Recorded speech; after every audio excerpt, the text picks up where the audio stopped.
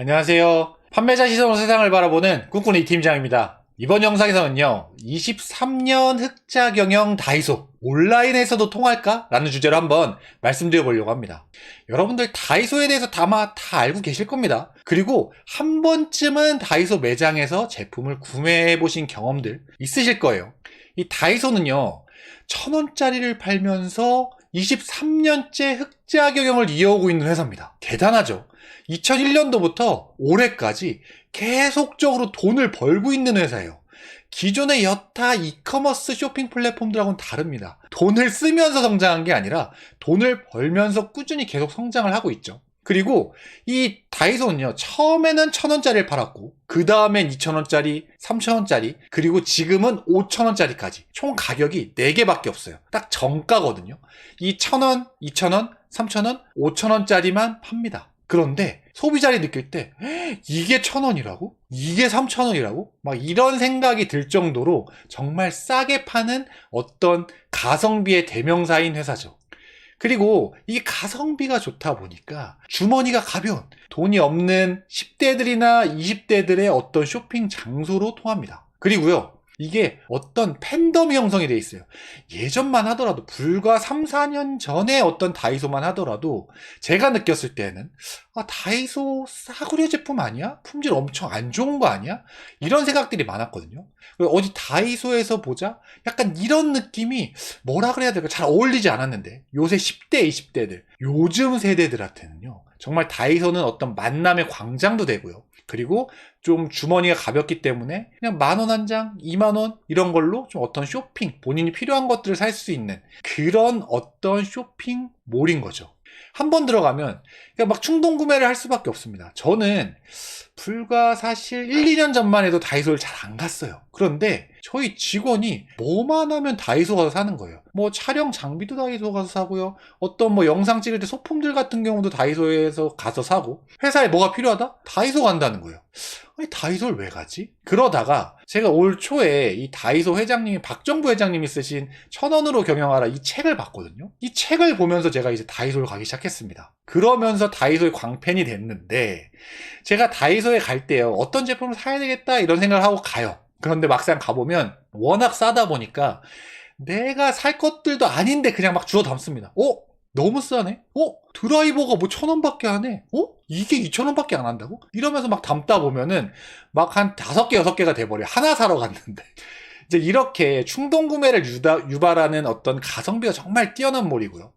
그렇다 보니까 반면에 좀 품질 이슈, 아까 말씀드렸던 기존의 이미지 1,000원 샵의 어떤 이미지가 아직 남아있고 또 싼 것 때문에 품질 이슈가 가끔씩 터지긴 합니다. 이게 약점이죠. 그리고 오프라인 상에서는 정말 강했는데, 기세가 진짜 등등할 정도 정말 잘 해왔는데, 온라인이 유독 다이소가 약했습니다. 이게 약점이지 않을까 싶어요. 이 다이소는 이 실적 5년 동안 제가 실적을 갖고 왔는데 2018년도에는 1조 9천억 원 정도의 매출을 올렸어요. 그런데 4년 뒤인 작년 2022년도에는 2조 9천억 원을 넘는 매출을 기록했습니다. 거의 3조의 매출을 올렸죠. 4년 만에 매출이 1조가 뛴 겁니다. 이 아성 다이소의 매출은요, 심지어 21년, 22년이 무슨 시기죠? 오프라인 매장들은 완전 죽을 쓴 코로나 시기입니다. 온라인은 대박이 났지만 오프라인 매장들은 완전 죽을 썼던 코로나 시기란 말이죠. 그런데 그 시기조차 매출이 성장하고 영업이익도 성장한 게 바로 다이소입니다. 엄청나게 장사를 잘하고 있다는 거죠. 이 다이소의 지금 3조라는 요 매출은요, 작년 기준으로 올리브영이 2조 7,700억 정도의 매출을 올렸어요. 올리브영보다 다이소의 매출이 더 큰 겁니다. 다이소 진짜 대단하죠. 오프라인에서는 정말 강자. 이제 옛날에 막 싸구려 1,000원짜리만 파는 어떤 그런 회사의 느낌이 아닙니다. 다이소 정말 많이 성장했거든요. 이런 다이소는 아까 말씀드렸던 것처럼 이 요즘 세대 10대 20대들한테 정말 쇼핑의 대명사, 쇼핑하면 다이소 가야지, 이런 걸 하다 보니까 여러분들 유튜브에서 다이소만 쳐봐도요, 이 조회수 100만 회가 넘는 유튜브 영상들, 다이소 관련된 영상들이 엄청나게 많아요. 다이소 꿀템, 뭐 직원들만 몰래 사는 다이소템, 뭐 이런 것들이 100만 조회수 넘는 게 진짜 수두룩 빽빽합니다. 그만큼 많은 사람들이 이 다이소에 관심을 갖고 있다는 거죠. 그런데 제 영상은 언제쯤 100만 조회수 가 넘을까요? 와, 까마득하죠. 100만 조회수. 네, 어쨌든요. 이 정도로 다이소가 많은 사람들한테 관심을 받고 있다라는 겁니다. 이 유튜브 조회수만 봐도 딱 나오죠. 그리고 팬덤이 정말 강하다는 거. 그리고 다이소는요, 이 오프라인 매장 기준이다 보니까 이 매장 수도 되게 중요한데, 매장 수는 꾸준히 증가를 해왔어요. 작년 기준으로 1442개였는데, 올해는 약 1500개 정도가 된다고 합니다. 올리브영이 1320개. 스타벅스가 1750개니까 올리브영과 그 스타벅스 매장수 좀 가운데 정도, 중간 정도에 있겠네요. 거의 스타벅스 매장수와 큰 차이가 없어요. 다이소가 정말 많이 보인다는 거죠. 그리고 다이소는 요새 정말 크게 나오잖아요. 스타벅스보다 매장 크기가 크단 말이죠. 그런 것들이 1500개나 매장수가 된다? 어마어마하다는 거죠. 여러분들 혹시 명동 다이소 들어보셨나요? 명동 다이소는요, 12층 건물, 이 건물이 모두 다이소입니다. 건물 자체가 그냥 다 다이소예요. 1층부터 12층까지 분야별로 다이소 제품들이 있는 거예요. 진짜 대단하죠. 이 명동이 한창 죽었다가요, 코로나 때. 이제 다시 좀 살아나고 있다라고 하는데, 이 중국 관광객들이 오면, 예전에는 이 명동의 로드샵 같은 데서 이제 화장품 같은 걸 많이 샀는데, 이제는 다이소에 간다고 합니다.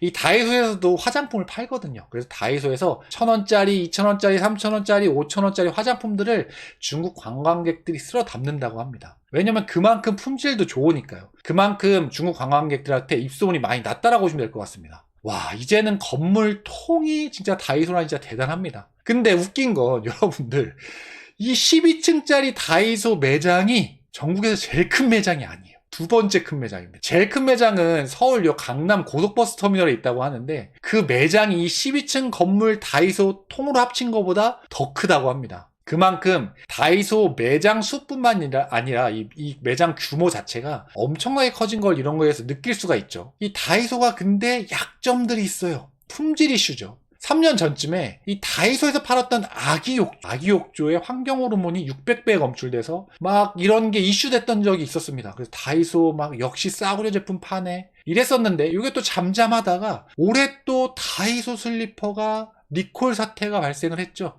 중금속들이 검출돼서. 근데 예전보다는 정말 다이소가 품질에 신경 쓰고 있는 게, 다이소에서 아예 품질 검수팀이 따로 있어서 이걸 매번 검수를 한다고 합니다. 그럼에도 불구하고 매월 600개의 신상품이 나오다 보니까 이게 문제가 되는 상품들이 있는 거죠. 이제 그런 상품들이 터지는 건데, 아마 이거는 점차 줄어들 거라고 하지만 아직 그래도 어쨌든 소비자들한테는 옛날 기억이 좀 남아있는 거죠. 싸구려 제품 파는 곳, 그리고 품질이 좀 문제가 있을 수 있는 곳, 품질이 정말 많이 좋아졌지만 아직도 그런 우려들이 있는 겁니다. 그리고 지금 다이소의 약점, 바로 온라인이죠. 이 온라인 쪽이 약했는데, 이 온라인 쪽의 약점을 극복하고자 이제 다이소가요, 기존에는 온라인몰이 두 개였어요. 이 매장 기반으로 하는 샵 다이소랑, 그리고 온라인몰인 다이소몰, 요 두 가지가 있었는데, 요걸 통합하고요, 그리고 이길 배송을 하겠다는 겁니다. 평일 2시까지 주문하면 내일 무조건 도착하는 그런 시스템을 만들겠다는 거예요. 그러니까 온라인 쪽에 좀 집중 투자를 하겠다라는 건데,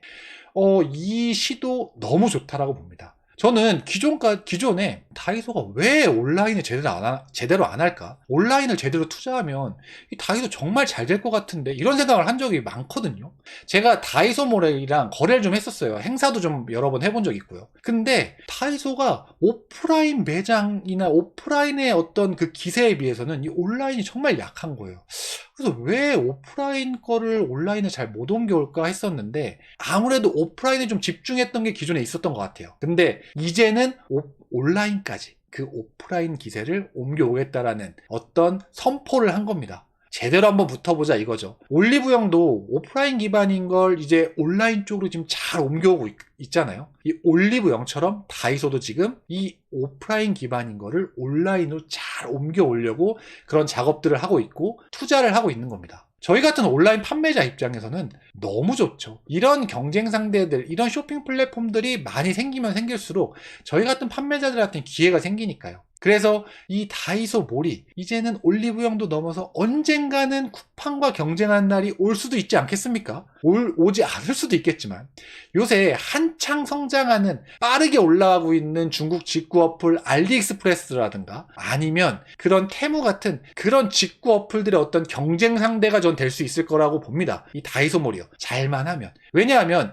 이 중국 직구보다는 품질 이슈가 훨씬 덜 하거든요. 이미 검수나 인증 같은 거 다 끝낸 제품들을 팔고 있거든요, 다이소몰은. 그러다 보니까 그런 어떤 중국 직구의 어떤 단점들, 품질 이슈, 그리고 반품 교환 같은 경우도 훨씬 편하니까, 그런데 가성비도 뛰어나니까 이 다이소몰이 온라인 잘만 하면 어떤 중국 직구의 성장을 좀 막아설 수 있지 않을까라는 개인적인 바람이 있습니다. 제가 오늘은요, 다이소몰 23년 동안 흑자를 기록한 다이소가 온라인에서 통할까? 라는 주제로 한번 말씀드려 봤고요. 오늘 제 영상이 여러분들한테 도움이 되셨다면 좋아요랑 구독, 그리고 댓글까지 달아주시면 제가 이 영상을 만드는데, 그리고 이 채널 유지하는 정말 큰 도움이 됩니다. 다음번에는 더 좋은 영상을 찾아뵐 수 있도록 하겠습니다. 이상 꿈꾸는 이 팀장이었습니다. 감사합니다.